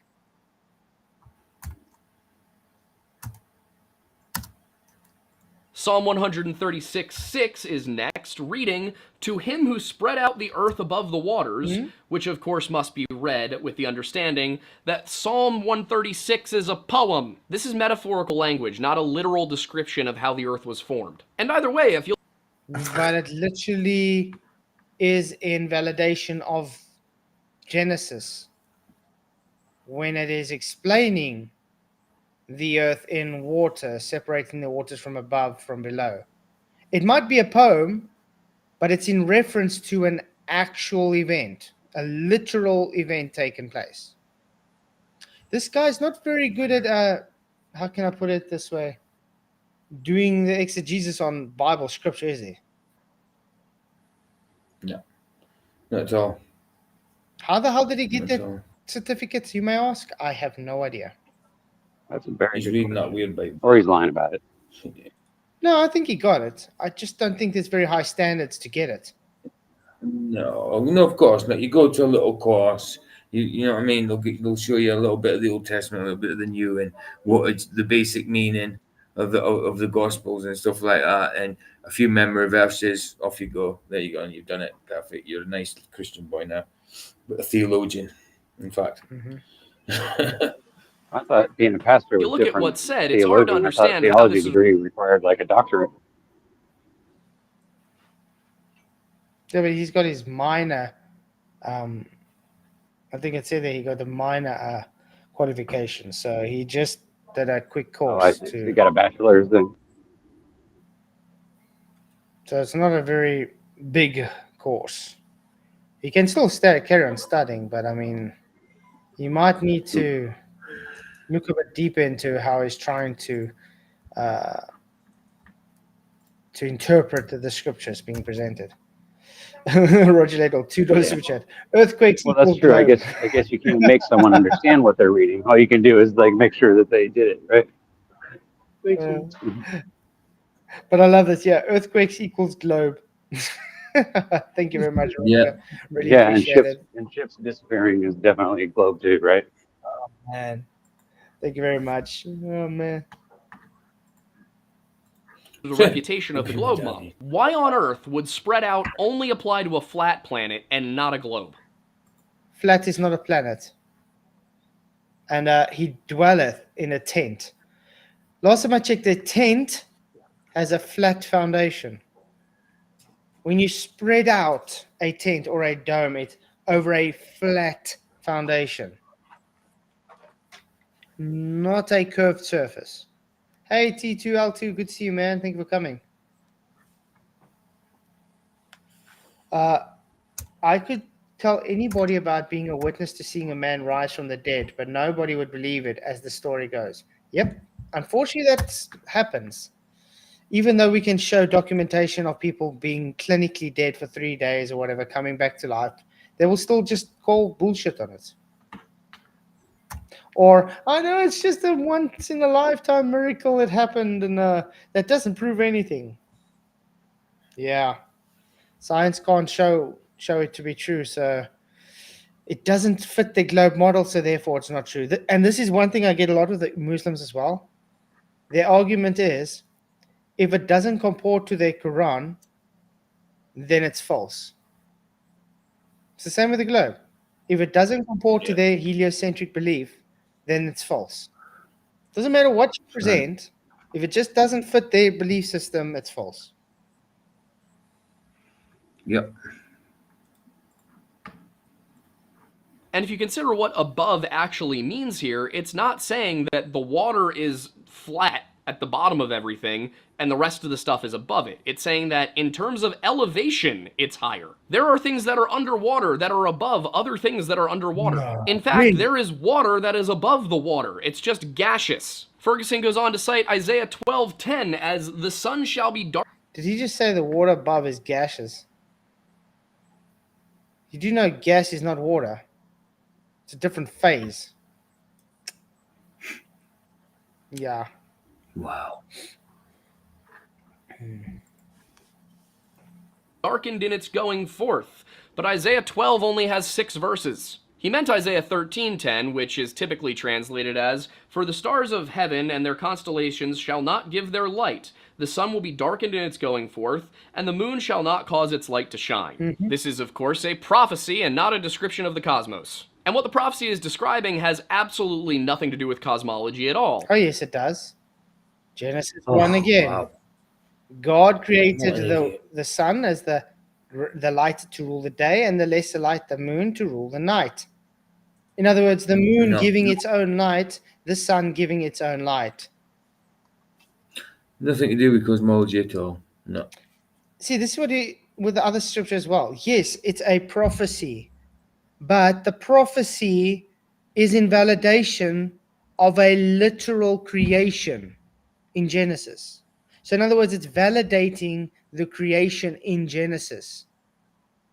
Just like when Daniel made a prophecy or Joshua made a prophecy, let's mention Joseph made a prophecy about he saw the wheat tares bowing before him, which were his brothers. Okay? He made a prophecy about it.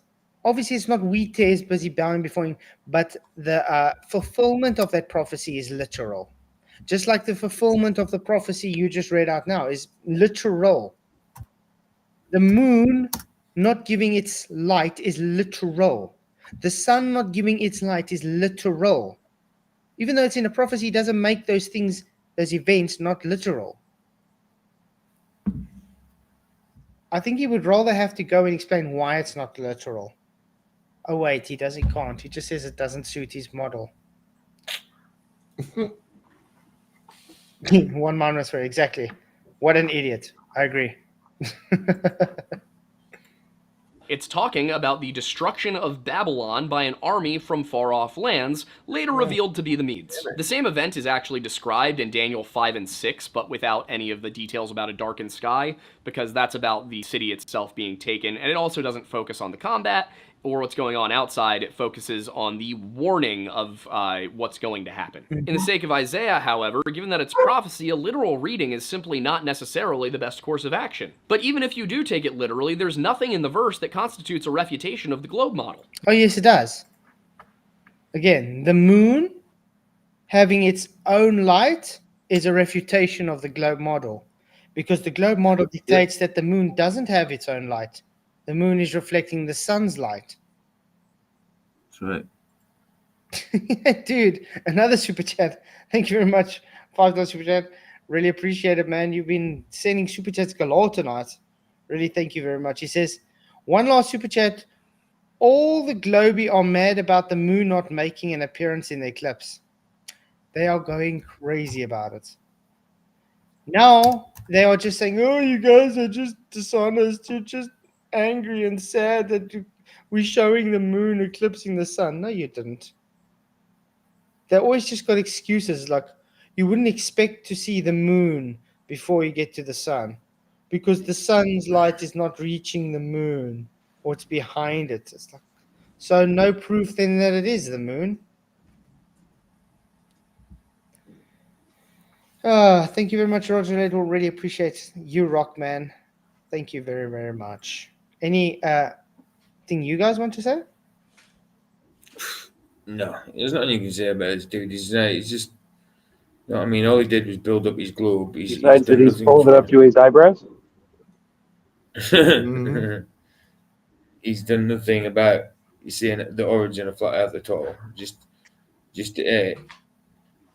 misconstruing what the Bible actually says. You know what I mean? Not understanding it at all. He's just Well, he's not an idiot, obviously. That's just an expression. yeah, I don't not think he's an He's idiot. obviously I think no, but he just doesn't know. He's definitely indoctrinated, isn't he? yeah, I don't think he's dishonest. I don't think he's dumb or anything. I just think he's being a bit dishonest No.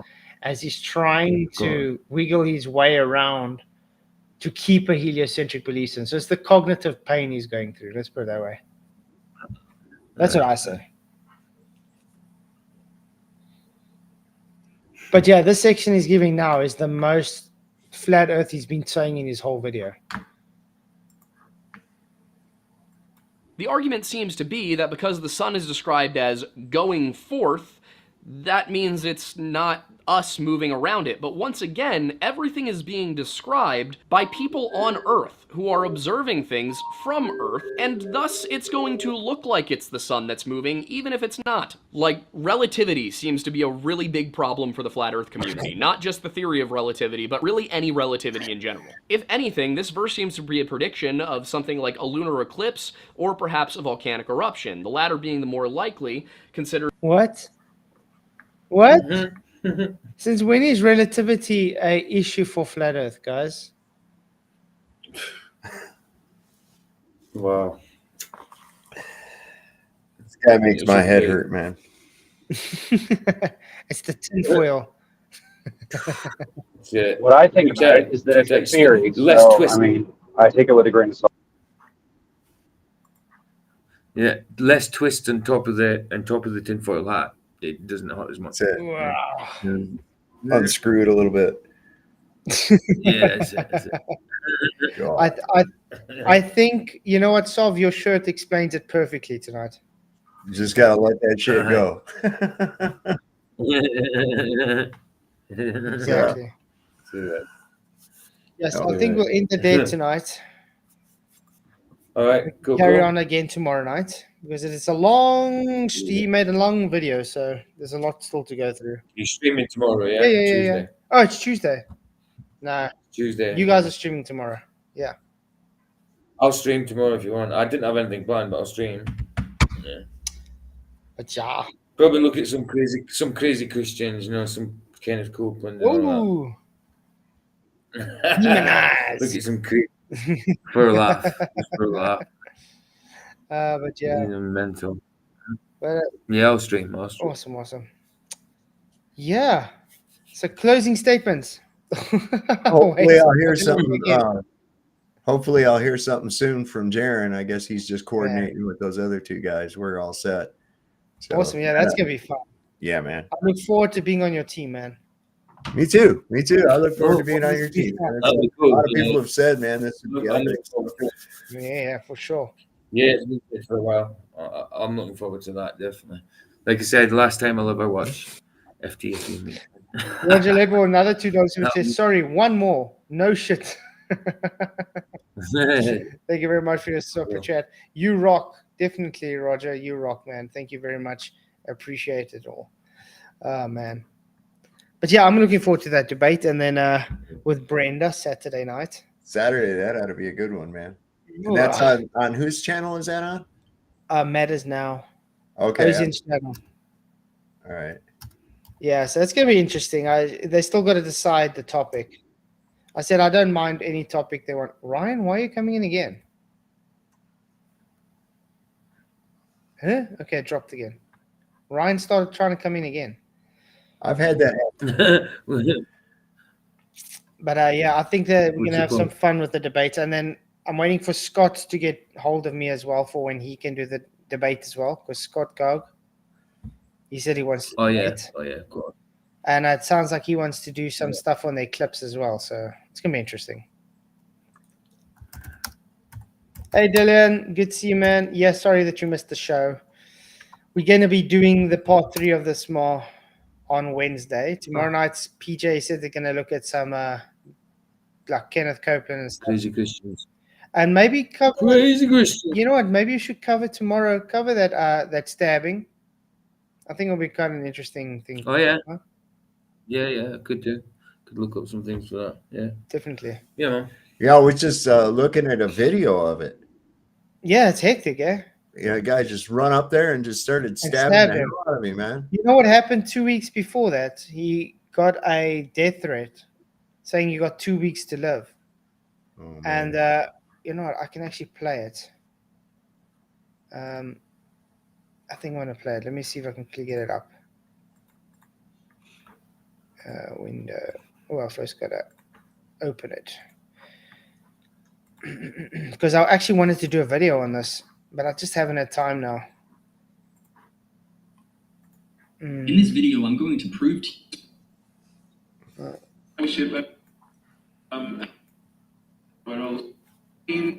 Sorry. Now, take a look at this video. Okay. Let's quickly share the show. Window. There we go. Hide.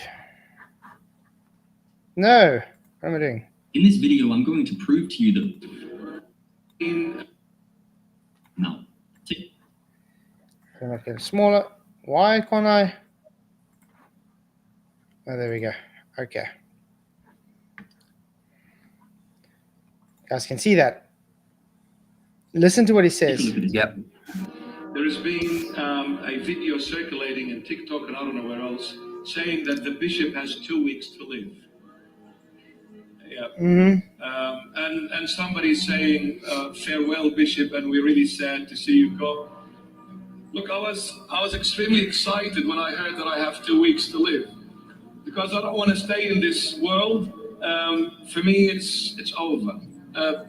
Whether I stay or not, it doesn't matter really. I've had my share of this world, and I pray that the Lord take me today before tomorrow. I want to be with Him. This is not running away. This is not an escape. No, I'm saying it with confidence in the Lord Jesus. I love you, Lord, and I choose you any time of the day, all day long, to be with you. I don't care about the world and whatever the world gives. So I was extremely happy. I thank the person who did this video. Thank you so much. I didn't know that I was dying in 2 weeks. So, but I'm not sure if I will go in 2 weeks' time. Maybe, I don't know. But as far as being sick, and he has got 2 weeks left, that's news to me. So whether it's a disappointment to some who are listening or it's a happy occasion, I'm just letting you know, as far as I'm concerned, I don't think I am sick and I'm dying in 2 weeks' time, but everything is in the Lord's capable hands. But there is no such thing. I am not sick. I'm not dying. So. But yeah, that's what I say. And then it shows. Look what the guy says in Arabic here. Without any further ado, check out this video. If he didn't curse my prophet, I wouldn't have come here. This is the guy that stabbed him. If he isn't interfering with the religion learning, I wouldn't have come here. What religion?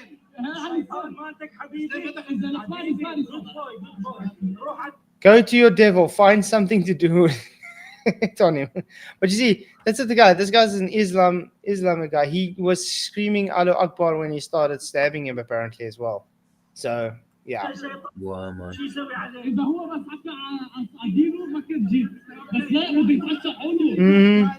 It's crazy. Now, the footage you just watched was captured moments after Marmari suffered that atrocity, and those are people in his congregation holding down the attacker. Now, if you listen to what he said, he admits that he did what he did because of what Marmari said about his false prophet. Yep. And you can guess who his false prophet is. Ahmed. The peace-loving Islamist. Yeah, you gotta wonder what the hell these people are. And there's so many people on all the sides, man, killing each other over this. You know, and it's like, I don't want no part of any of that that's doing all that. I mean, we had the crusade. I mean, everybody's always believe the same as me or I'll kill you. What's all that in that Unfortunately, movie? it's part of it. It's part of the times that have to happen, though. Like and that it's all the fight. And it's all just and it's all just building the blocks to one world religion. That's all it's doing. Mm-hmm. Absolutely, right. Absolutely. So maybe do a stream on that guy thing. I think it'll be quite interesting. Yeah, I'll bring that up, definitely. So, definitely. So thanks everybody for coming. I really appreciate you. You guys rock. Thank you for all the super chats. Sorry, Roger, I had to make you bankrupt today. Again. You guys rock. Appreciate everybody. Appreciate everybody's support. And PJ and them will be streaming tomorrow night. I'll see you guys then Wednesday. And wait, before we go, Dave, you streaming later? I'll be on tonight, 9:35. Yeah, awesome. Definitely. It's Monday night. Got to. Yeah, so guys, go to Dave's show tonight. He's going to be streaming, and I'm sure it's going to be an epic show like usual. And go support Dave and his channel. So good night, everybody.